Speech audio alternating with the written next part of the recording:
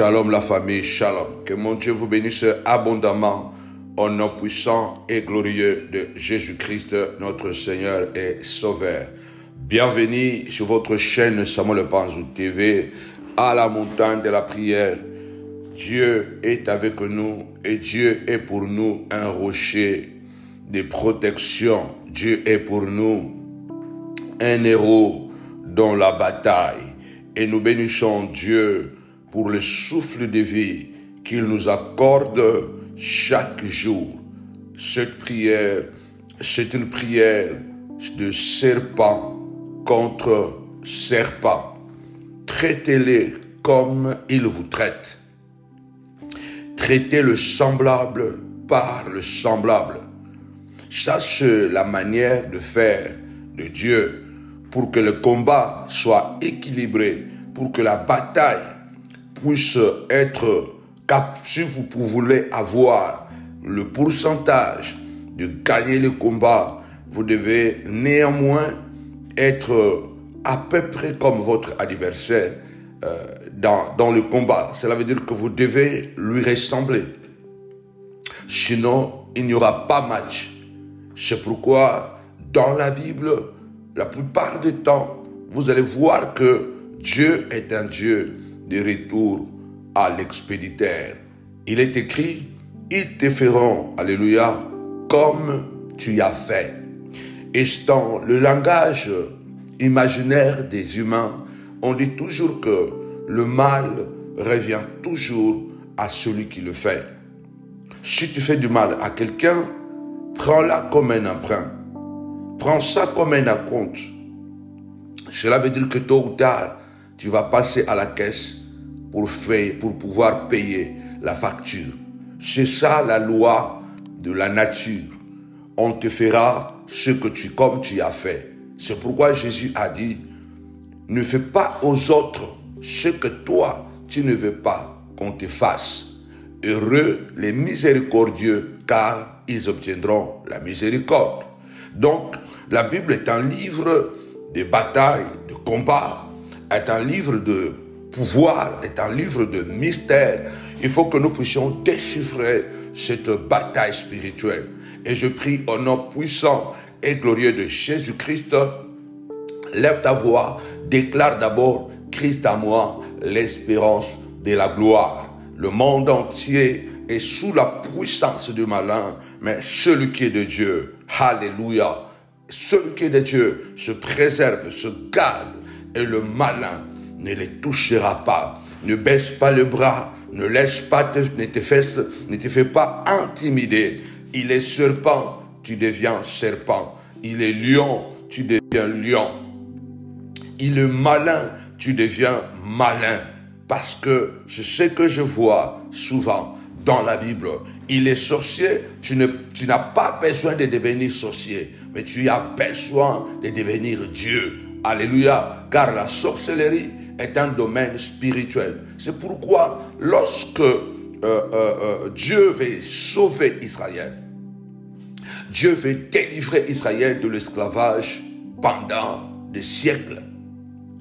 400 ans d'humiliation, de douleur. Lorsque Dieu choisit Moïse pour le ramener en Égypte pour pouvoir délivrer le peuple, Moïse était sage. Il a dit plusieurs fois que je ne vais pas y aller.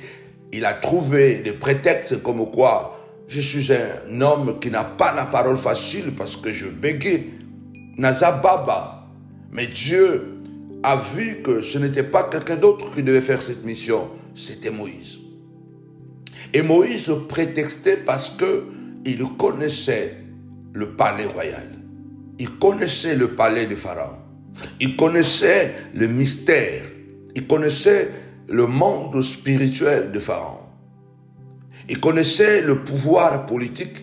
Mais ce que beaucoup nous ignorons, Moïse prétextait pour ne pas aller libérer Israël. C'est parce qu'il connaissait aussi le pouvoir ésotérique de Pharaon. Il savait que Pharaon n'est pas seulement un monarque naturel, mais c'est aussi un monarque plongé dans le monde des esprits. Et c'est pourquoi lorsqu'il continue à prétexter, le Seigneur va équiper Moïse afin de pouvoir aller délivrer Israël.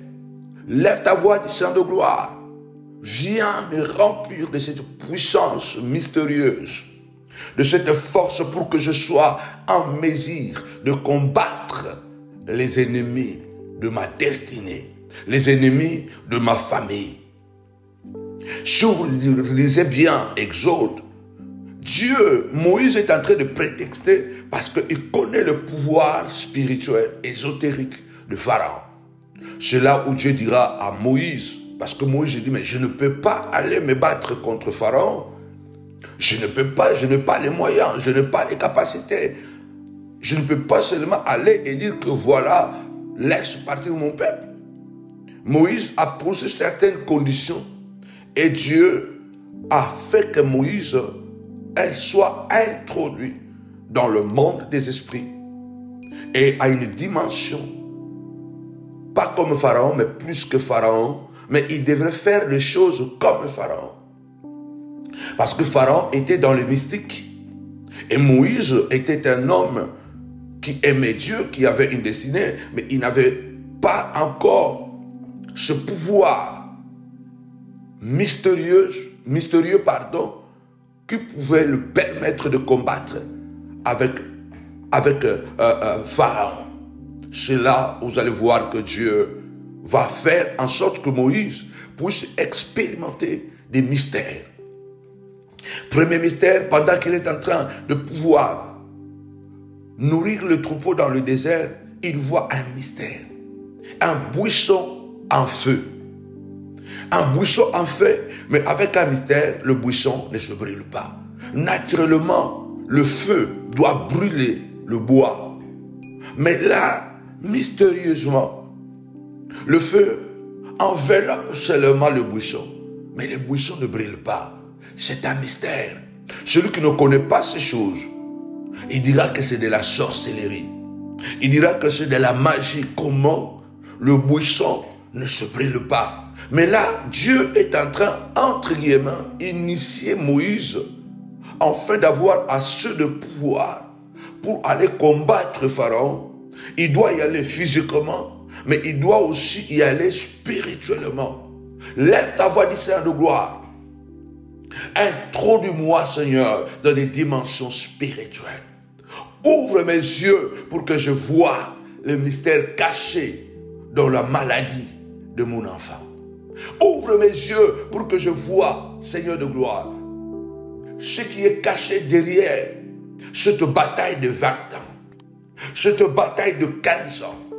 Peut-être les armes que j'utilise, la stratégie du combat n'est pas bonne. J'ai la force, mais il me manque un mystère. Il me manque un pouvoir. La Bible déclare, ces jours-là, avant que l'allait puisse mourir, il a marché sur les eaux. Et ils ont crié que c'était un fantôme. Il a arrêté le vent. Il a arrêté la tempête. Il a fait toutes ces choses pour introduire les apôtres dans un domaine de mystère. Tape-moi 5 fois, mystère, mystère, mystère. Que Dieu puisse te remplir. Retour à l'expéritaire. Tu parles, je parle. Tu prends les armes, je prends les armes. Tu me maudis, je te maudis. Il faut se lever et dire que il faut le traiter comme il vous traite. Il faut se lever et dire que tu deviens lion, je deviens lion. Tu deviens méchant, je deviens méchant. Tu entres dans le spirituel, j'entre dans le spirituel. Tu dois t'élever ce soir et déclarer, Christ à moi, l'espérance de la gloire. Je paralyse le pouvoir démoniaque, satanique. Quiconque se liguera contre toi tombera sous ton pouvoir, dit la Bible. Dit le Seigneur. Ils ne viendront pas un chemin, mais ils feront par 7 autres chemins. Ce n'est pas à vous d'aller combattre, mais moi l'Éternel, je combattrai à votre place. Mais permettez-moi Permettez à Dieu de combattre à votre place. Entrez dans le domaine de l'esprit. Ouvre le cœur. Appliquez la foi. Appliquez la détermination. Bannissez la peur. Dites que celui qui est à moi est plus puissant que celui qui est dans le monde. Il est écrit, à tous ceux qu'il a connus, il les a prédestinés à être semblables à l'image de son Fils bien-aimé. Il t'a prédestiné à être comme le Christ. Et ce qu'il a prédestiné, il les a appelés. Et ce qu'il a appelés, il les a justifiés. Et ce qu'il a justifié, il les a glorifiés. C'est là où l'apôtre Paul déclare, tous ceux qui sont, bien-aimés du Seigneur, qui condamnera les ennemis de Christ?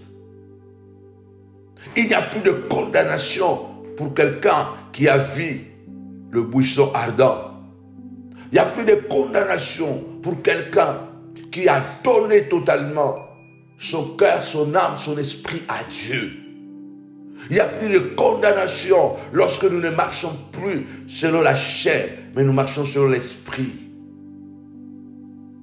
Il n'y a plus de condamnation pour moi. Il n'y a plus de condamnation pour toi. Il n'y a plus de condamnation pour ma femme. Il n'y a plus de condamnation pour tes enfants. Il n'y a plus de condamnation pour mes enfants. Il n'y a plus de condamnation pour ta destinée. Il n'y a plus de condamnation pour ma destinée. Car celui qui est à moi est plus puissant et plus grand que celui qui est dans ce monde. Ce soir, tu dois t'élever et dire, Seigneur de gloire, quand tu t'élèves, les montagnes sortent comme les béliers, les collines comme les agneaux. Tu es un Dieu plein d'amour, mais tu as, Seigneur, envoyé le feu pour consumer Sodome et Gomorrhe. Tu es un Dieu d'amour, mais dans le désert, tu as dit à Moïse, dis à tous ceux qui se sont levés pour contester contre toi, qu'ils se regroupent en un seul endroit et que le peuple se retire. Tu as dit à Moïse de parler et Moïse a parlé. La terre a ouvert la bouche et a englouti les ennemis de Moïse et s'est renfermé. Seigneur, lève-toi, que la terre s'ouvre et puisse engloutir cette maladie. Seigneur, lève-toi, que la terre s'ouvre pour engloutir la sorcellerie de cette famille, pour engloutir sans de gloire les démons, Père, qui attaquent la santé de mes enfants, la santé mentale, la santé spirituelle, la santé morale, au nom puissant et glorieux de Jésus-Christ. Serpent contre serpent. Regardez bien, tapez-moi 5 fois. Serpent contre serpent. Tapez seulement serpent, serpent, serpent. Serpent contre serpent. On appelle ça effet miroir. On appelle ça effet miroir. Rappelez-vous, je me suis déjà emporté. On était, aujourd'hui, c'était wonderful. Avec mon père, l'un des papas qui m'ont élevé dans la foi, ceux qui m'ont inspiré à servir vraiment le Seigneur, comme je le fais aujourd'hui, le docteur Bruno Lusweki, un grand leader de mon pays, connu, respecté. La marque de cet homme, c'est l'intégrité, et tout le monde le sait. Une intelligence vraiment hors pair que Dieu lui a donnée. Et nous serons avec lui encore le mercredi 25. Ne manquez pas surtout à tous les candidats servantes et serviteurs de Dieu. Ces 2 mercredis, vous avez déjà été prévenus. Nous serons avec mon père, l'un de mes papas spirituels, le docteur Bruno Lusweki. On a été aujourd'hui, ça a été wonderful, merveilleux, un enseignant d'une profondeur inégalée. Alors, on sera encore là avec lui les mercredis 25 et les dimanches 29. Ça sera la clôture de 7 jours de jeûne et prière, mais aussi une grande fête parce qu'une vingtaine de personnes seront consacrées et recevront l'huile de pouvoir, l'huile d'autorité, la confirmation afin de pouvoir exercer avec autorité et puissance le service de Dieu. Il est très important de comprendre que pour toi qui entres dans cette dimension, ton statut aussi dans le monde des esprits change parce que tu changes de responsabilité. Hein, tes responsabilités augmentent. Et c'est très important. Le Seigneur a dit, vous servirez l'Éternel votre Dieu. L'Éternel bénira votre pain. Il bénira vos eaux. Et l'Éternel éloignera la maladie de votre maison. En tout cas, devenir serviteur de Dieu, servante de Dieu, confirmé, est une responsabilité, mais aussi un privilège parce que il y a des choses que Dieu fera pour nous, tout simplement, non parce que nous sommes fils, mais parce que nous sommes des serviteurs. Vous devez savoir que Dieu est tellement puissant, Dieu est tellement multifonctionnel, multisystème, multidimensionnel, et il y a plusieurs dimensions que Dieu met à notre disposition. C'est pourquoi vous allez voir que même dans notre propre vie, tu excelles dans un domaine, dans un autre domaine, ça n'excelle pas. Parce que la vie est multidimensionnelle. L'homme est multidimensionnel. L'homme, il est physique, mais il est aussi métaphysique ou spirituel. Il est corps, âme et esprit. Tu peux être, il y a beaucoup qui excellent dans le mariage, mais ils n'excellent pas dans l'éducation de leurs enfants. Et pourtant, le mariage tient. Mais les enfants ne tiennent pas, c'est un autre domaine. Il y a de ceux-là où le mariage bat de l'aile, mais les enfants, ils ont réussi, malgré que papa et maman, peut-être, ils ont des difficultés dans la compréhension, mais ce domaine des enfants, ils ont réussi. Il y a ceux qui ont réussi dans le domaine ministériel, mais ils n'ont pas réussi dans le domaine, bien-aimé le Seigneur, familial. Il y a ceux qui ont réussi dans le domaine des business, mais ils n'ont pas réussi dans le domaine de famille ou dans le domaine des études des enfants. Il y a plusieurs domaines dans la vie. Alors, pour le 29, ce sera une très très belle fête et un moment de convivialité. Je dis à tout le futur consacré, invitez les amis. Et n'oublions pas, comme nous avons dit, chaque semaine, nous sommes, chaque week-end, nous avons 3 jours de jeûne et de prière. Donc, ce vendredi 20 octobre, dimanche, samedi 21 octobre et dimanche 22 octobre, nous allons encore avoir un 3 jours de jeûne et de prière avec un thème, la Bible ou la magie. Nous sommes en train de ramener ce thème, en tout cas c'est un nouveau système que nous avons instauré pour que nos messages restent gravés, imprégnés en vous. Alléluia. C'est pourquoi nous sommes en train de ramener ce thème parce qu'il y a tellement de choses à partager. Alors ce vendredi, après-demain déjà, nous aurons 3 jours de jeûne et de prière, le 20, le 21, et nous allons clôturer le 22. Ça sera wonderful parce que nous allons parler sur ce thème de la Bible ou la magie. Nous allons démontrer. Et après, vous savez que la semaine prochaine, comme c'est aussi la dernière semaine du mois d'octobre, nous aurons 7 jours de jeûne et prière pour clôturer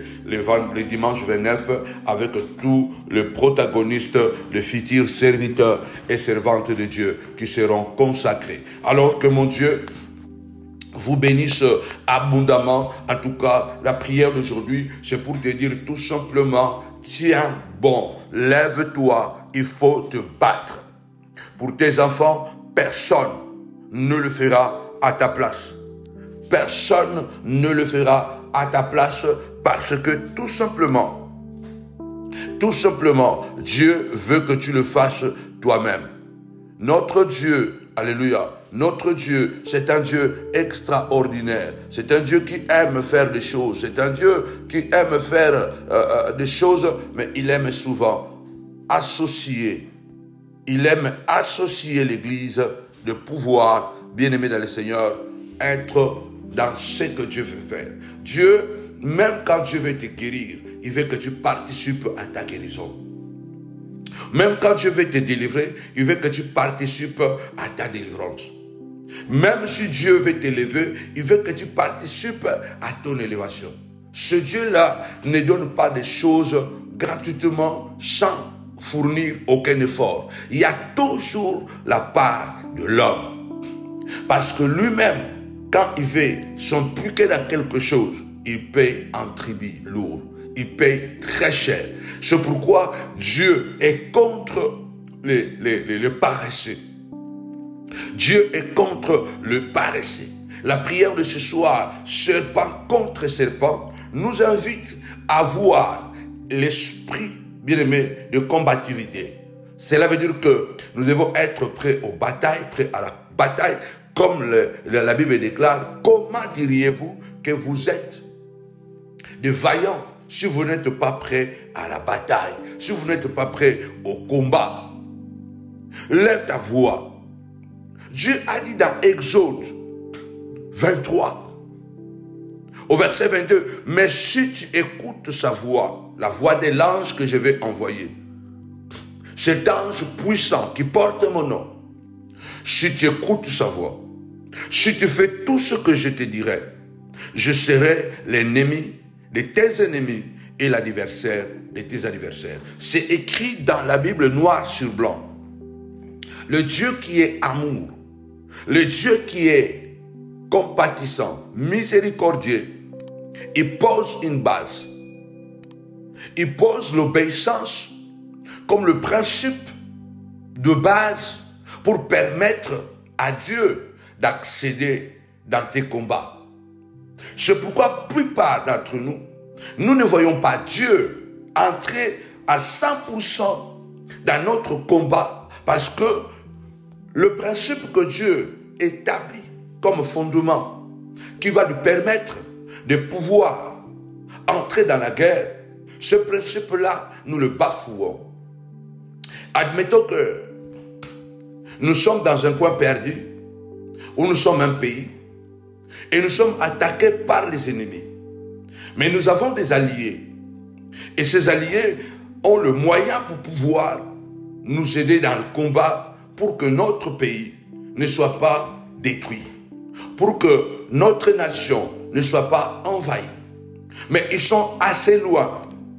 Pour venir chez nous, ils doivent prendre des avions afin de transporter leur matériel militaire, afin d'atterrir dans notre territoire et de combattre à nos côtés.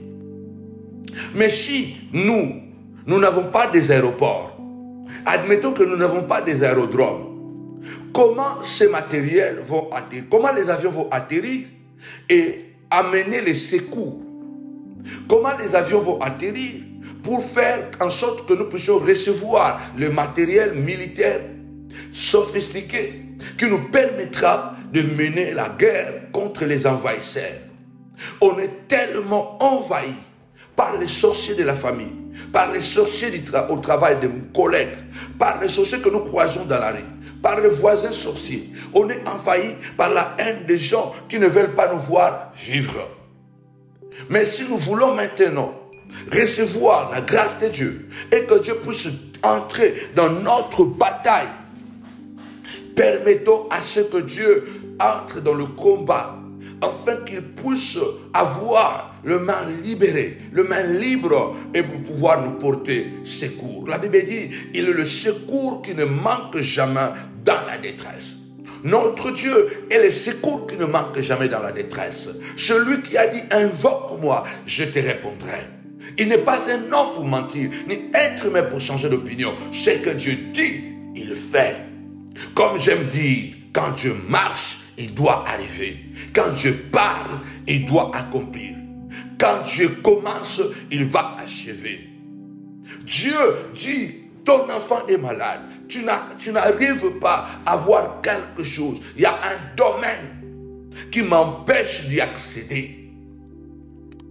Il pose une condition. Il dit, Exode 23, lève-toi d'abord du Seigneur de gloire. Tu as dit que tu es le secours qui ne manque jamais dans la détresse. Viens au secours, papa, de ma souffrance. Viens me secourir. Viens me délivrer. Viens me libérer, papa, ô Dieu de gloire. Il y a un Saoul que j'ai aidé. Et ce Saoul est devenu mon ennemi juré. J'ai prié pour lui. Les démons sont sortis. J'ai tué Goliath pour lui. Pour sauver son honneur, pour sauver sa famille, pour sauver sa royauté. Seigneur de gloire, aujourd'hui, c'est Saoul, mon cousin, qui me persécute. Parce que Saoul était le cousin de David. Il n'était pas amalécite, n'était pas ammonite, n'était pas je ne sais pas quoi, mais il était dans la lignée des 12 tribus d'Israël. David était dans la lignée de Juda et Saül était dans la lignée de Benjamin. La plupart des temps, nos vrais combats ne viennent pas de l'extérieur, mais viennent de l'intérieur. C'est pourquoi que Dieu nous fasse grâce que l'intérieur, que nos familles soient soudées, soignées, parce que nos combats, lorsque le diable ne peut pas nous atteindre, il doit passer par la femme, par l'homme, par l'enfant, par le cousin, par le petit frère, la petite sœur, parce que c'est la vieille technique du diable. Lève-toi, Seigneur de gloire, viens au secours de mes combats, retour à l'expéditeur. David a dit à Saül, du méchant viendra la méchanceté, comme dit un ancien proverbe. Et l'Éternel me vengera de toi. Que l'Éternel se lève et qu'il parle à ton Saül. Que le méchant, il n'a un autre moyen que sa méchanceté. Il n'aura pas un autre salaire que sa méchanceté. Du méchant viendra la méchanceté. Et l'Éternel me vengera de toi. Lève ta voix, regarde ta fille qui souffre. Regarde ton mari qui souffre. Ce n'était pas comme ça au départ. Il y a quelqu'un qui travaille pour que tu sois dans cette situation. Il y a quelqu'un qui est déterminé à nuire à tes enfants. Il y a quelqu'un qui est jaloux. Il y a quelqu'un qui est aîné. Il y a quelqu'un qui est prêt à tout détruire. Tout simplement parce qu'il voit que dans 2 ans, dans 3 ans, dans 5 ans, tes enfants vont briller. Tu vas briller. Alors il va couper l'herbe à la racine. Lève-toi, dit Saint de gloire, serpent contre serpent. Tu envoies le venin, je t'envoie le venin. Tu envoies les cris, je t'envoie le cri. Tu envoies la malédiction, je t'envoie la malédiction. Mon enfant ne sera pas détruit. Ma famille ne sera pas détruite. Ma fille ne sera pas détruite. Ma femme ne sera pas détruite. Mon mari ne sera pas détruit. Seigneur, tu as dit, Saint de gloire, lève ta voix. Tu as dit, Seigneur de gloire, tu marcheras devant moi et tu combattras mes ennemis. Marche devant moi et combat les ennemis. Combat les ennemis de ma famille. Combat les ennemis qui veulent voir ma vie détruite. Combat les saints de gloire au nom puissant et glorieux de Jésus-Christ. Dis à Dieu, je vais être guéri, je serai guéri. Seigneur de gloire, je sortirai de cette situation parce que Dieu dit, dans Ésaïe 43, le Seigneur dit, quand tu traverseras les eaux, elles ne te submergeront pas. Quand tu traverseras les eaux, je serai avec toi. Et le fleuve ne te submergeront pas. Quand tu traverses des moments de maladie, des moments de mépris, le moment d'isolement, le moment de la solitude, sache une chose. La foi veut que tu saches que Dieu dit, je serai avec toi. Dieu n'est pas avec nous. Dieu n'est pas avec nous seulement quand tout va bien. Dieu est avec nous, même dans nos bas-fonds. Dieu est avec nous lorsque nous sommes dans la solitude, lorsque nous sommes abandonnés, lorsque nous sommes méprisés, lorsque nous sommes injuriés, lorsque nous sommes oubliés. Dieu a dit, quand tu traverseras les eaux, je serai avec toi. Et le fleuve ne te submergeront pas. Tu dois élever ta tête et dire, Dieu est avec moi. Dieu est avec moi dans cette situation difficile que je travaille. Que je traverse, au travail, que je traverse dans la famille. Cet enfant est un héritage. Il a dit, les enfants, tes enfants sont comme des plantes d'olivier à l'intérieur de ta maison. L'olivier nous donne de l'huile. L'huile, c'est la force, c'est l'onction. Les enfants sont condamnés à donner aux parents la joie, la force. Alléluia. La Bible déclare, heureux l'homme qui a eu des enfants, qui ne sera pas confus. Car les enfants se lèveront et défendront la cause de leur maman, de leur père à la porte. Il faut que tu te lèves et que tu dis, Seigneur de gloire, ma femme ne doit pas être malade. Au nom puissant et glorieux de Jésus-Christ, je déclare que, Seigneur de gloire, tu as dit que ta femme sera comme une vigne féconde à l'intérieur de ta maison. Tu dois te dire, Seigneur de gloire, je suis une vigne féconde. Je dois donner du vin, la vie. La femme, c'est celle qui donne la vie, parce que le vin, symbole de sang, symbole de l'esprit. Il donne la vie. Il ne faut pas que tu laisses ta femme malade, débraillée. Non, tu dois prier. Maman, lève-toi. Les enfants ont besoin de toi. Même si le papa est parti, les enfants ont besoin de toi. Tu as le vent. Et tu dois te lever et dire, Seigneur de gloire, tu as dit, quand tu traverseras le feu, tu ne seras pas consumé. Et le flamme ne t'embraseront pas. Oui, c'est ce que Dieu a dit.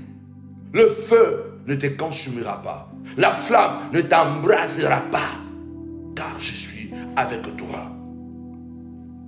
Pour continuer dans la prière, si vous retournez dans Exode 23, 22, comme je disais, je donnais l'exemple d'une nation qui est envahie, mais qui a des alliés. Mais sauf que les alliés sont au loin. Pour intervenir, ils doivent venir dans les avions. Et pour atterrir, pour apporter le secours, vous devez avoir des aérodromes. Vous devez avoir des aéroports. Parce que Dieu veut que tu participes à la guérison de ta fille. Oui, Dieu veut que tu participes à la guérison de ton enfant, à la restauration, au relèvement. Rappelez-vous que Dieu n'a pas changé ses méthodes. La femme qui avait la perte de sang, Jésus est passé dans sa rue, mais il n'est pas entré dans sa maison. Il a fallu qu'elle-même quitte sa maison pour savoir la foi et permettre à Jésus de le guérir. Elle s'est levée, elle a brisé les interdits. Une femme avec la perte de sang n'avait pas le droit d'approcher les hommes. Elle a brisé cette loi parce que sa souffrance était atroce. Elle a souffert pendant 12 ans. Elle a perdu toute sa richesse. Elle était une femme aisée, beaucoup d'argent, beaucoup de biens. Elle a tout cédé pour se soigner parce qu'elle a refusé de mourir pendant ces 12 années où le diable avait attaqué sa fille. Je déclare au nom puissant de Jésus, accroche-toi à la vie.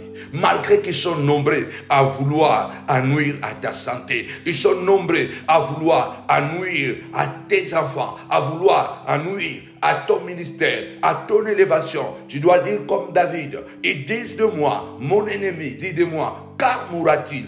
Quand disparaîtra son nom, tu dois t'élever et dire, je ne mourrai pas, je vivrai, je parlerai encore de la part du Seigneur. Je témoignerai encore la grandeur de Dieu. Je parlerai. Il y a encore des choses que je dois faire. Je dois encore construire des entreprises. Alléluia. Dieu de gloire. Je dois voir ces enfants. Alléluia. Atteindre leurs objectifs. J'entrerai dans ma destinée. Je mangerai les fruits de mon travail. Parce que tu as dit dans ta parole, je ne bâtirai pas de maisons pour que d'autres personnes puissent y habiter. Tu as dit, je bâtirai des maisons, j'y dormirai dedans. Tu as dit, je planterai des vignes, j'en mangerai des fruits. Seigneur de gloire, ils veulent que je puisse travailler et ne pas manger les fruits de mon travail. Ils veulent que je puisse céder, papa. Alléluia. Travailler, construire des maisons et de ne pas jouir de cette maison. Je déclare que tu bâtiras des maisons, tu les habiteras. Tu planteras des vignes, tu mangeras les fruits.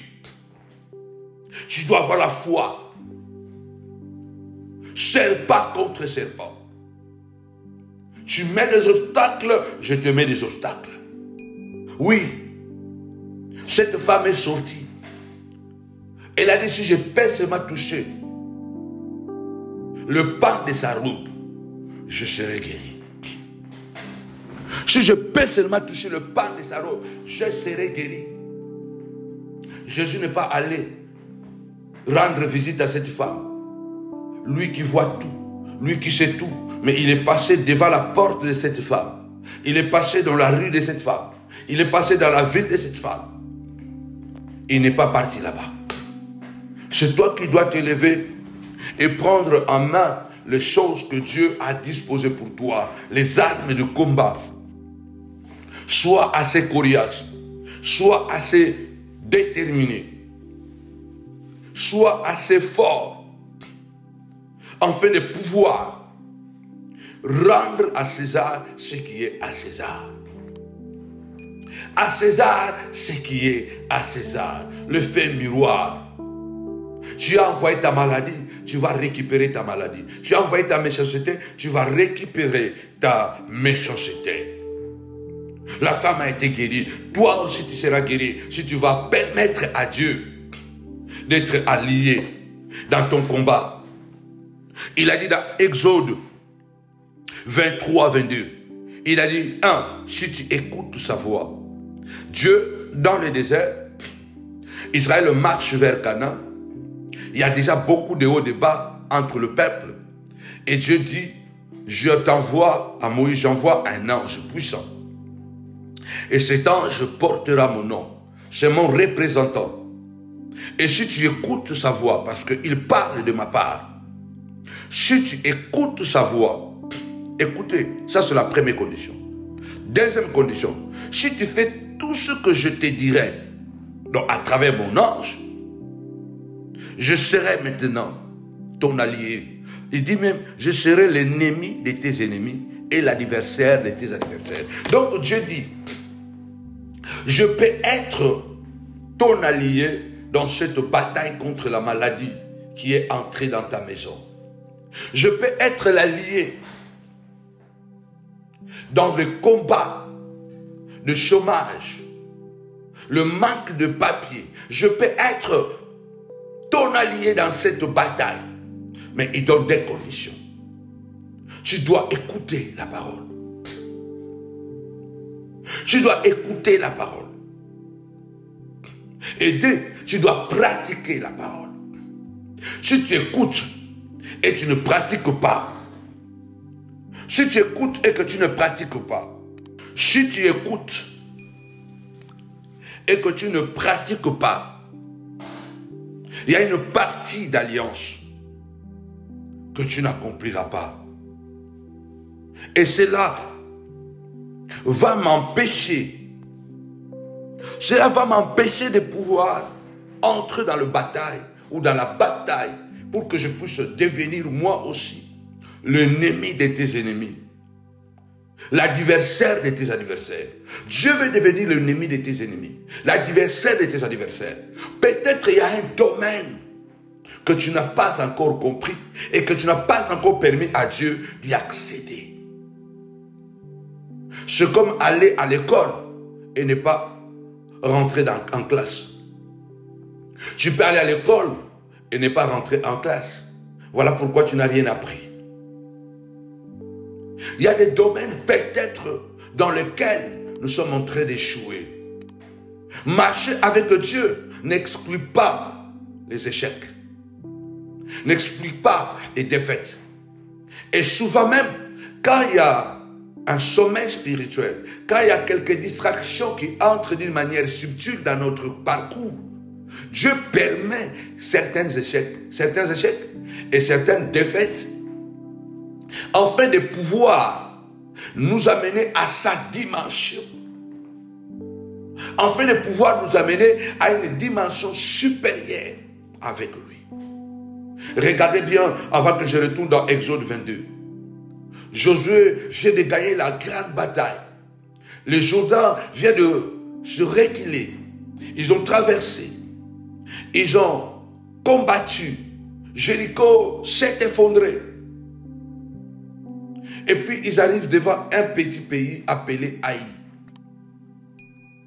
C'est comme un adversaire moins costaud, moins gênant. C'est pourquoi il ne faut pas négliger les adversaires. D'ailleurs, les personnes que nous croyons moins fortes, moins fortes, moins dangereuses, ils sont le plus dangereux. Les erreurs que nous commettons souvent, lorsque nous pensons que bon, celui-là, bon, il est tellement assez petit, tu vois vraiment qu'il est méchant, il a des mauvaises intentions, il n'aime pas tes enfants, il n'aime pas ton mari, il n'aime pas ta femme, il n'aime pas ton ministère. Mais tu le laisses à côté tout simplement, tu dis, bon, il ne va rien faire. De toutes les façons, Jésus a laissé Judas à côté de lui. Attention, Judas va t'amener exactement à la croix, va te vendre exactement au moment où tu dois arriver là où tu dois arriver pour faire ce que tu dois faire afin d'accomplir exactement ta mission. Attention. Mais le serpent va te déshabiller. Il va couper ta relation avec Dieu, avec ta femme, avec tes enfants. Il va nuire à ton image et il va te faire perdre ton foyer. Il va te faire perdre ta divinité. Nous devons faire très attention lorsque nous prenons certains exemples. Entre le serpent et Judas, ce sont deux adversaires différents. Ne faites pas l'erreur de dire que je laisse le serpent parce que de toutes les façons, le serpent, Dieu va l'utiliser, ou le serpent, quand il me fera du mal, je vais accomplir la volonté de Dieu. Non, c'est Judas. C'est pourquoi souvent je prie, on ne chasse pas Judas, mais on doit chasser absolument le serpent. Parce que Judas, de toutes les façons, je crois, vouloir ou pas, tu ne pourras pas le chasser parce que Dieu permettra toujours qu'il y ait le Judas à tes côtés, afin qu'il t'amène là où tu dois arriver. Tu dois souffrir parce que Judas te trahira au moment marqué pour que tu puisses entrer dans ta destinée. Je disais que tu dois faire très attention dans le combat spirituel. Dieu dit, si tu écoutes sa voix, si tu fais ce que je te dirai de faire, je serai l'ennemi de tes ennemis et l'adversaire de tes adversaires. Ça veut dire que Dieu devient l'ennemi de ton ennemi, l'opposant de ton opposant. Donc il entre pleinement dans ton combat. Tapez-moi 5 fois. Bataille, bataille, bataille. Souvent, ce n'est pas le plus fort qui gagne le combat, mais c'est le plus malin. Soyons assez malins dans cette vie et dans ce combat spirituel. Soyons assez malins, assez déterminés. Il ne faut pas se dire que j'ai déjà fait. Mais pour toi, je veux que tu puisses atteindre quelque chose. Je veux que tu puisses réparer quelque chose. Et quand Josué ne prend pas vraiment au sérieux la bataille de Haï, il choisit seulement quelques soldats, quelques milliers de soldats pour aller combattre Haï. Quand ils arrivent dans cette bataille, cette petite nation les a infligé la première défaite dans la terre promise. Un petit pays. Ils ont gagné un grand pays comme Jéricho. Mais ils ont perdu la bataille contre un petit pays appelé Haï. Nous avons gagné de grandes batailles. Nous avons réussi à préserver notre famille. Nous avons réussi à préserver le mariage. Nous avons réussi à préserver le ministère. Mais il y a un domaine. Il y a un domaine que nous n'avons pas bien travaillé. Il y a un domaine que nous n'avons pas bien maîtrisé. Et c'est de ces domaines-là que le diable nous inflige des coups. Nous bloque. Nous arrête. Tu ne fumes pas. Tu ne bois pas de l'alcool. Tu ne tapes pas tes enfants. Tu ne commets pas l'adultère. Mais peut-être, il y a quelque chose qui se passe dans la chambre. Peut-être il y a quelque chose. Il y a un comportement subtil. Que tu dis, mais ça c'est rien. Mais c'est quelque chose qui permet à Satan d'y accéder dans votre vie et de pouvoir travailler avec l'égalité. Et Dieu permet que Josué puisse perdre la bataille de Haï afin de pouvoir réfléchir. Serpent contre serpent veut dire que nous combattons non plus avec des sentiments et des émotions. Nous combattons avec la raison. Nous combattons avec conscience. Je sais ce que je fais. Je sais pourquoi je le fais. Ça peut sembler violent. Ça peut sembler incohérent aux yeux des hommes. Ça peut sembler trop dur. Mais je sais pourquoi je le fais. Pourquoi c'est seulement petit, mais il a utilisé une force disproportionnée?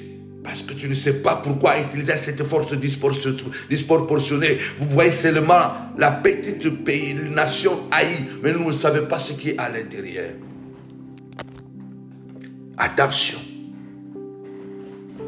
La Bible dit, Josué s'est assis et il a commencé à réfléchir, à pleurer, à dire à Dieu, si nous commençons à perdre le combat ici à Canaan, toutes les nations l'apprendront et ils diront que ce peuple est faible. Dieu les a abandonnés et ils viendront et ils nous détruiront. Parce que nous ne pouvons pas combattre sans toi. Et avec toi, nous ne pouvons pas perdre la bataille. Pourquoi nous avons perdu cette bataille? Quelquefois, nous les enfants de Dieu, le chrétien, nous sommes dans l'utopie. Souvent, nous les enfants de Dieu, nous sommes dans l'utopie. Nous récitons des versets bibliques comme dans un roman. Comme si nous étions en train de réciter des poèmes. Je dis souvent qu'une action sans vision est une perte de temps. Souvent, on fait des choses, mais nous n'avons pas la vision de ce que nous faisons. Mais aussi une vision sans action, c'est une rêverie. Parce que si vous avez des visions, cette vision pour s'accomplir, vous devez poser des actions. La femme, la perte de sang, elle avait une vision, être guérie. Et on voit sa persévérance. Pendant 12 ans, elle a tout vendu. Elle n'a pas été guérie. Et le jour où elle a appris que Jésus passait sur son chemin, passait dans sa rue, elle s'est dit, malgré que je suis fatiguée, je n'ai plus de force, et Jésus est entouré que des hommes. Moi, en tant que femme, je n'ai pas le droit d'y aller. Mais parce que j'ai besoin de la guérison, je ne vais pas mourir. Je ne mourrai pas, je vivrai. Quel que soit le combat, quelle que soit la sorcellerie, quels que soient les envoûtements, je ne mourrai pas, je vivrai. Ce n'est pas Jésus qui est allé le chercher. C'est elle qui s'est levée. Donc sa foi, elle a associé sa vision avec une action difficile.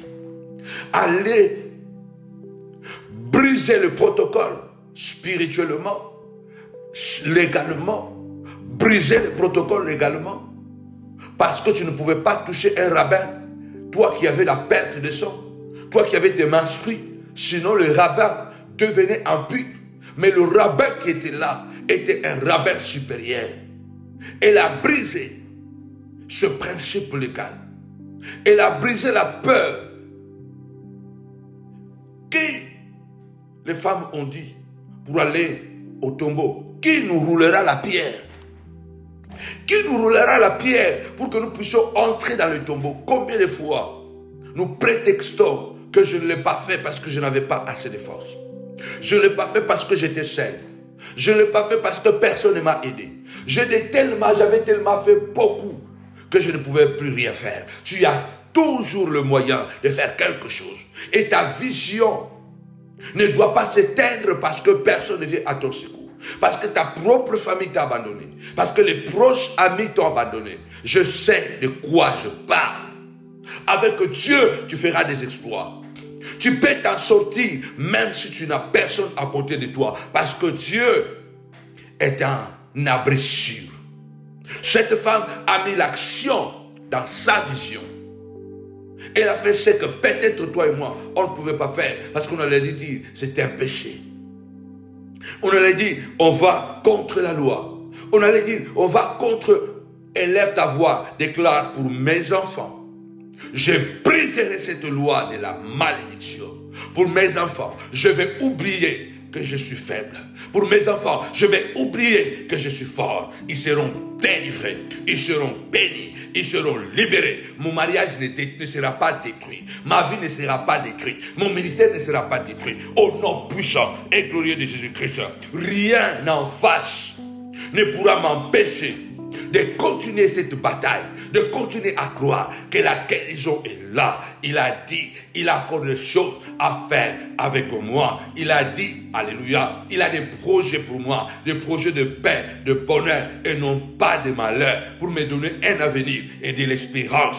Serpent contre serpent, parce que j'avancerai. Elle a posé l'action dans sa vision. Si vous avez la vision, vous avez la foi. Vous avez la foi de faire quelque chose. Mais dans cette foi, vous ne posez pas des actes. Cette foi est une perte de temps. Mais aussi, si vous avez la foi, vous pouvez avoir la foi. Comme je dis, vous pouvez poser des actions, mais l'action n'a pas la foi dedans. Vous pouvez aussi avoir la foi sans l'action. Il y a deux choses. Il nous faut l'action dans la foi et la foi dans l'action. Mon action, je dois mettre dedans la foi. Quand je pose mon offrande, quand je bâtis mon hôtel, quand je deviens partenaire, quand je fais quelque chose, quand je fais quelque chose parce que j'ai un objectif à atteindre. Mais dans cette foi, dans cette action, je dois mettre la foi. Je dois croire. Donc, dans l'action que je pose, je mets la foi dedans. Et si maintenant j'ai la foi, cette foi, si je ne pose pas l'action dedans, c'est rien sans effet. Chaque action doit être accompagnée de la foi. Et la foi, chaque fois que nous avons la foi de faire quelque chose, nous devons associer l'action. Imaginez-vous que la femme était restée à la maison en disant que Jésus est dans la ville. Certainement, lui qui voit tout, il viendra me chercher. Cette femme allait mourir. Tu dois te lever et dire que cette affaire nous concerne. La Bible dit, il est le consommateur de la foi. Une course nous a été proposée. Courez de la manière à remporter le prix. Et en courant, le regard doit être fixé sur le Christ. Lui qui est le consommateur de notre foi. Ça veut dire que si nous voulons que le Seigneur entre dedans, il nous faut que nous puissions permettre d'abord la foi. Parce que c'est la foi qui permet à Dieu d'entrer dans cette bataille. Tu dois t'élever et dire, Seigneur, je crois. Jairus est allé jusqu'au bord de la mer pour aller demander à Jésus. Ma fille est malade, gravement malade. Viens pour le guérir. Jairus ne pouvait pas le faire parce qu'il était un chef de la synagogue. Jésus était un jeune homme de 30 ans, un jeune homme, un prédicateur ambulant, sans domicile fixe, sans une synagogue, sans une église. Personne ne pouvait vraiment définir qui était cet homme. Mais il a oublié sa personnalité, sa dimension élevée. Il avait besoin que sa fille soit guérie. Il y a des batailles que nous allons gagner parce que nous allons poser des actions de foi. Parce que nos actions seront suivies de foi. Il est parti, il est tombé au pied du Christ. Et vous connaissez le résultat. Et que la fille de Jairus, non pas seulement elle était guérie, mais elle a été ressuscitée. Associons Dieu dans la bataille. Associer Dieu dans la bataille veut dire faisons comme Dieu fait. Faisons comme Dieu fait. Parce que notre Dieu, associons Dieu. Si cette femme a été guérie, parce qu'elle a démontré une résistance et une foi infaillible. Si la fille de Jairus a été guérie, parce que Jairus a associé la foi à l'action. Il faut que tu te lèves ce soir et dire, Seigneur, j'ai la ferme assurance que tu es l'adversaire de mes adversaires. Tu es l'ennemi de mes ennemis. Le Dieu qui est amour, il est devenu l'ennemi des ennemis d'Israël, l'adversaire des adversaires d'Israël. Cela veut dire que Dieu entre dans l'alliance avec toi. Quand nous sommes dans une alliance d'amour, d'amitié, cette alliance est renforcée par les intérêts communs. Il faut que j'ai un intérêt avec toi. Il faut que toi, tu aies un intérêt avec moi.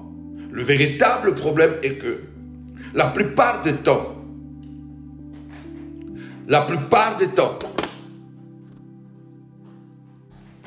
oui, bien-aimé, quel est l'intérêt de Dieu pour moi? Quel est l'intérêt de Dieu pour mes enfants? Parce que les alliances se renforcent à travers les intérêts. Parce qu'on a un intérêt commun. Si on t'attaque, je viens te défendre. Si on m'attaque, tu viens me défendre. Ce qui fait que on aura les mêmes amis, parce qu'on a les mêmes intérêts, et on aura les mêmes ennemis. Tu ne peux pas être dans une alliance où vous avez une alliance avec les gens, mais vous n'avez pas les ennemis communs. Vous avez des amis communs, mais vous n'avez pas des ennemis communs. Si on a des amis communs, nous devons avoir des ennemis communs. C'est pourquoi vous voyez que le monde occidental a réussi à presque un siècle, quand ils se sont mis ensemble, après qu'ils se sont fait la guerre, ils ont créé des alliances, voire des alliances transatlantiques. Ça veut dire que même les Américains qui sont de l'autre côté du monde, si on attaque la France, si on attaque l'Allemagne, les Américains, malgré la distance, ils viendront porter main forte. La nature ne vous enseigne-t-elle pas? Ça, c'est la manière de faire de Dieu. Malheureusement, on a des alliances avec les gens, on a des amis communs, on a des intérêts communs, mais on n'a pas des ennemis communs. Si on a des amis communs, on doit avoir des ennemis communs. Si on a des intérêts communs, on doit avoir des ennemis communs. C'est ce que Dieu a dit à Abraham. Quitte ton pays, ta patrie, la maison de ton père. Je ferai de toi une source de bénédiction pour toutes les nations de la terre. Et toutes les nations de la terre seront bénies en toi. Et il dit à Abraham, je maudirai ceux qui te maudiront. Et je bénirai ceux qui te béniront. Parce que j'entre dans l'alliance avec toi, dans l'intérêt avec toi. Si tu es avec quelqu'un qui mange avec toi, mais qui mange aussi avec ton adversaire, je crois que tes jours sont comptés. Si tu n'es pas encore tombé, c'est parce qu'il continue à manger encore. Il continue à avoir encore des opportunités. Voilà pourquoi tu n'es pas encore tombé. Lorsque il va avoir ce qu'il voulait, il va te livrer. Tu ne peux pas manger avec quelqu'un qui mange avec ton adversaire. Tu ne peux pas coopérer avec quelqu'un qui coopère avec ton adversaire. C'est une grosse erreur. Ce n'est même pas dans la pensée de Dieu. Serpent contre serpent. C'est ce que la Bible nous dit. Dans Nombre chapitre 21, au verset 4-6, la Bible dit que le peuple avait murmuré contre Dieu et contre Moïse. Ils avaient tellement mal parlé et que Dieu s'était mis en colère. Et Dieu a ordonné qu'il y ait des serpents appelés serpents brillants, qui étaient des serpents venimeux. Et ces serpents sont sortis de nulle part. Ils ont envahi le camp des enfants d'Israël. Où il y avait presque 1 million de personnes, plus d'1 million de personnes. Et ces serpents ont commencé à mordre les gens parmi le peuple. Et beaucoup de gens, dit la Bible, sont morts. Les serpents mordaient et les gens mouraient. Les serpents mordaient et les gens mouraient. C'est là où nous sommes en train de parler sur la Bible ou la magie. Satan n'a rien créé. Il reproduit seulement ce que voit, ce que Dieu produit, Satan le reproduit. Je vous ai dit que les animaux ont des oreilles, les animaux entendent, les animaux parlent, les animaux peuvent communiquer. Les animaux sont hyper intelligents. Et dans le monde des esprits, les animaux ont un certain avantage que les hommes. Parce que la preuve, comme je vous ai dit dans mon enseignement, vous allez remarquer que dans toutes les nations du monde, leur totem, leur emblème qui représente le pays, souvent les effigies, ce ne sont pas les humains, ce sont souvent les animaux. Quand on parle des animaux, on parle du monde animal, donc voilà, les oiseaux, les animaux à quatre pattes, les animaux avec les ailes. Donc, ce n'est que des animaux. Pourquoi on ne met pas des hommes? Pourquoi on met des animaux? Parce que les animaux sont liés à la spiritualité. Je sais que vous allez voir aussi que la roue zodiacale est composée que des animaux. Parce que les animaux ont une réalité spirituelle et profonde.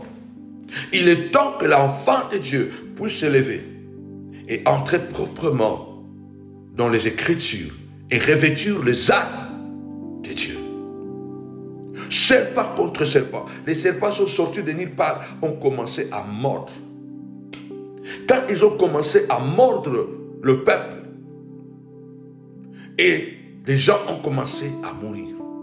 La Bible dit que Dieu a ordonné à Moïse de lever un autre serpent pour neutraliser le poison. Il a dit créer un serpent d'airain. Élève ce serpent sur une perche afin que tout individu ait la possibilité de le voir. Dieu se met toujours dans une position et le pauvre peut voir Dieu, le riche peut voir Dieu, le faible peut voir Dieu, le fort peut voir Dieu. Dieu se met toujours dans une position où tout individu, quelle que soit sa classe sociale, son niveau intellectuel, il va le voir. Quelle que soit la situation auquel tu traverses, même si tu as commis un crime, mais puisque tu reviens à Dieu comme l'enfant prodigue, tu verras Dieu. Dieu se positionne toujours de la manière que chacun de nous peut l'atteindre, de la manière que chacun de nous peut le voir. Il a prouvé cela même lorsqu'il est devenu humain par le Fils.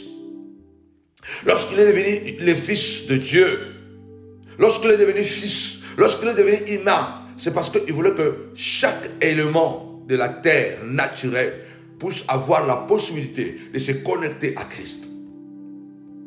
Et le Seigneur dit, élève un serpent d'airain, et toute personne qui sera mordue par le serpent brûlant, il va regarder le serpent, et le serpent d'airain va neutraliser le poison, et il ne mourra pas. Lève ta voix, déclare, je lève mes yeux, Seigneur de gloire, vers le serpent d'airain que tu es.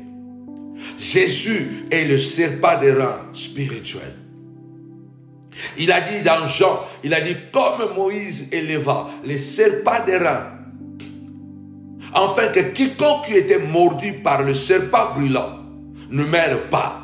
De la même façon, le Fils de l'homme sera élevé comme le serpent d'airain, et quiconque regardera à ce Fils de Dieu, alléluia, quelle que soit sa maladie, il sera guéri. Lève ta voix, dis Seigneur de gloire, serpent contre serpent, violence contre violence, parole contre parole, action contre action, au nom puissant et glorieux de Jésus, Seigneur de gloire, ô Dieu, je deviens serpent contre le serpent de ma maison, contre les serpents de mes enfants, contre le serpent de ma famille. Je deviens serpent au nom puissant et glorieux de Jésus-Christ. Je deviens serpent, serpent et encore serpent. Tu m'empoisonnes, je t'empoisonne. Au nom puissant et glorieux de Jésus-Christ. David a dit, car un juste me fait le mal, c'est une bénédiction sur ma tête. Mais quand je me cacherai, ma prière se lèvera contre lui. Ce n'est pas en public que tu le feras, mais quand tu te cacheras dans ta chambre, maintenant là où tu es, lève-toi, dis Seigneur de gloire, je deviens poison contre le poison, alléluia, je deviens serpent contre le serpent, au nom puissant et glorieux de Jésus-Christ, aucun poison ne détruira ma vie. Ce poison peut être la maladie, ce poison peut être l'esprit d'accident qu'ils ont mis contre toi, ce poison peut être le célibat, ce poison peut être le manque de documents, ce poison peut être le chèque dans le business, ce poison, lève ta voix, déclare, Seigneur de gloire, oh Dieu, c'était serpent contre serpent, poison contre poison, au nom puissant et glorieux de Jésus-Christ, notre Seigneur. Notre Maître, notre Seigneur, notre Maître, lève ta voix, commence à déclarer le feu contre le feu, le feu contre le feu. Je le traite comme il me traite, traite-les comme il te traite. Au nom puissant et glorieux de Jésus-Christ, le feu ne peut pas brûler le feu. C'est pourquoi les 3 compagnons de Daniel n'ont pas été brûlés dans la fournaise ardente, car ils étaient le feu. Ils étaient du feu. Il est écrit, il fait de ses serviteurs des flammes de feu. Et la 4e personne qui était avec eux dans le feu, il s'appelle le feu dévorant. Le feu ne peut pas brûler le feu. Dieu veut que tu puisses le traiter comme il te traite. Tu dois riposter avec la même violence qu'ils ont attaqué. Tu dois riposter avec la même violence. Le problème, c'est la stratégie. Ça, on en parlera après. Sois assez malin. Ils n'ont pas été brûlés parce que le Seigneur a dit dans Ésaïe 43, quand tu traverseras le feu, je serai avec toi. Quand tu traverseras le feu, je serai avec toi. Et la flamme ne te brûlera pas parce que tu es une flamme de feu. Que Dieu te transforme à une flamme de feu en face de tes ennemis. Que Dieu transforme nos enfants à l'école. Que Dieu les transforme en flamme de feu, car les adversaires sont venus comme le feu. Celui qui est venu comme le feu, je deviens un feu. Celui qui vient attaquer mes enfants comme le feu, mes enfants deviendront de feu. Car le feu ne peut pas brûler le feu. Les lions ne mangent pas le lion. Le cannibalisme dans le monde des lions est quelque chose de très rare. Le lion ne peut pas manger le lion. Pourquoi Daniel n'a pas été mangé par le lion? Parce que quand on l'a jeté dans la fosse au lion, il était difficile que le Daniel soit mangé par le lion. Parce que quand Daniel est descendu dans la fosse au lion, Dieu a transformé Daniel par un lion. On appelle le Christ le lion de la tribu de Juda. Satan qui est un ange, mais il se transforme quelquefois à l'image d'un lion. La Bible dit que votre adversaire se fait passer par un lion. Votre adversaire rôde comme un lion rugissant, en cherchant qui il va dévorer. Tu dois te lever et dire que je suis un lion. En face de lion, je deviens lion. Quand les lions regardaient Daniel dans la fosse au lion, ils ne voyaient pas un homme.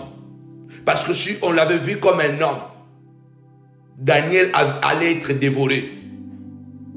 Parce que ceux qui avaient comploté contre Daniel, lorsque Daniel est sorti, retour à l'expéditeur, il te sera fait comme tu as fait.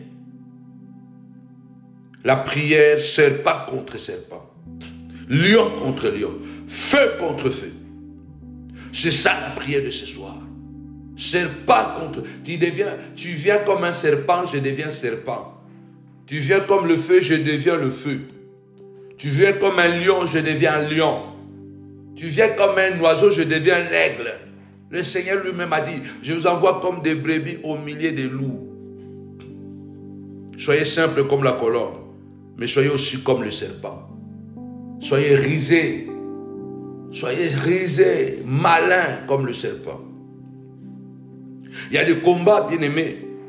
Tu dois avoir cette capacité de transformation, cette capacité de mimer, cette capacité, cette intelligence de pouvoir t'en sortir dans cette bataille. Ce soir, c'était très fort. Partage cette prière, car il y a beaucoup de gens qui sont en difficulté, qui pleurent.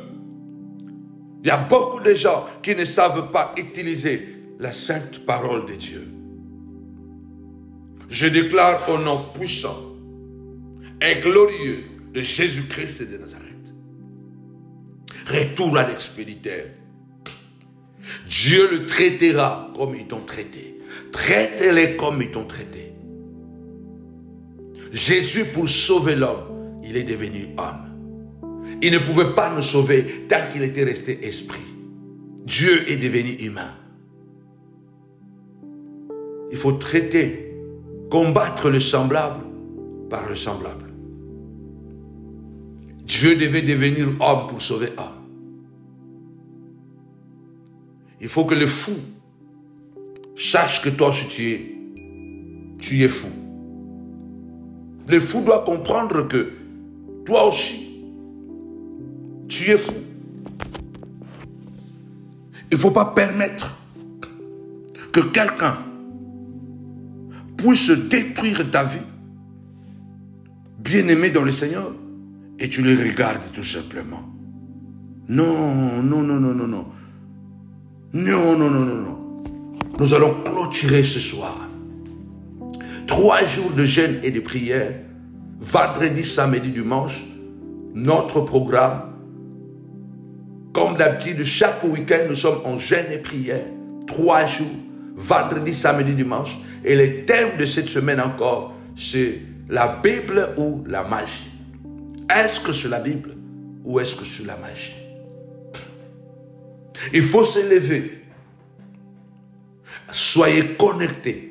À 18h, nous sommes sur votre chaîne. À 18h, nous sommes sur votre page. Samuel Panz Ministry, la page Facebook. Et à 22h, nous sommes sur votre chaîne. Samuel Panz TV. Nous serons là samedi, vendredi à 18h sur Facebook. Vendredi sur 18h Facebook. 22h YouTube, Samuel Panz TV. Samedi, 18h Facebook. Et 22h, nous serons sur votre chaîne Samuel Panz TV. Et dimanche, nous allons clôturer en présentiel, ensemble, bien-aimés, avec des actes prophétiques. De 10h à 13h, à Novotel de Noisy-le-Grand. Il faut se lever. On clôture cette prière, serpent contre serpent, la prière de feu contre le feu, la prière de lion contre lion. Proverbe 26, 4 à 5. Ne réponds pas à l'insensé selon sa folie, de peur que tu ne lui ressembles toi-même. Mais au verset 5, on dit, réponds à l'insensé selon sa folie, afin qu'il ne se regarde pas comme sage. C'est dans le même verset, dans le même chapitre. Le verset 4 dit, ne réponds pas, ne fais pas pareil à lui. Au verset 5, on dit, fais pareil à lui pour qu'il ne se croie pas trop sage. Réponds à l'insensé, ne réponds pas à l'insensé. La seule chose que je peux te dire, ici la Bible nous montre que nous devons être assez sages, assez malins dans notre combat spirituel. On ne s'arrête pas à se dire tout simplement, ah, ne réponds pas, mais la Bible dit, réponds. Que Dieu te bénisse et rendez-vous, bien-aimés dans le Seigneur, vendredi à 18h. Nous serons là à 18h et à 22h, 3 jours de jeûne et prière. Avec Jésus, c'est toujours possible. Nous avons besoin de partenaires. 10 à 15 ou 20 partenaires, les gens qui vont s'engager pour devenir partenaire. Dis-moi, je vais devenir partenaire pendant une année. Je vais faire ça. Nous avons un problème de défi de la salle. Si Dieu te met à cœur de payer un dimanche, n'hésitez pas de le faire. Que mon Dieu vous bénisse abondamment. Au nom de Jésus. Shalom. Avec Jésus, c'est toujours possible.